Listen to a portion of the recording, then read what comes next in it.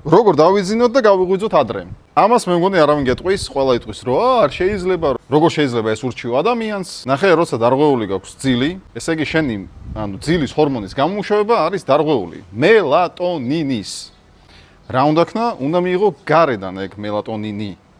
ოღონდ უნდა მიიღო 4 საათით ადრე, სანამ გინდა რომ დაიძინო. მაგალითად, თუ გინდა დაიძინო 11-ზე, 7-ზე უკვე მელატონინი უნდა მიიღო. და დროთა განმავლობაში, როცა ტვინი მიეჩვევა ამ დროს დაძინებას, როცა გინდა დაიძინო, ადრე ეს არის ღამის 12 საათამდე, უმჯობესია 11 საათამდე დაიძინო, ეგ არის მიეჩვევა ამ დროს დაძინებას და მელატონინის გარეშეც კი შეძლებ მარტივად გამომუშავდეს ეს ჰორმონი თავისით.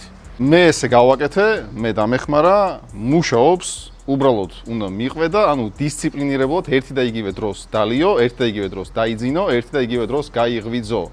ტვინი მიეჩვევა და ბიოლოგიურად შეძლებს მე უკვე ამ ჰორმონის გამოყოფას. და კიდე გირჩევ ძალიან მაგარ აპლიკაციას, Rise ქვია, უბრალოდ რა თქმა უნდა ფასიანია. თუ არ ვცდები, პირველი თვე არის უფასო.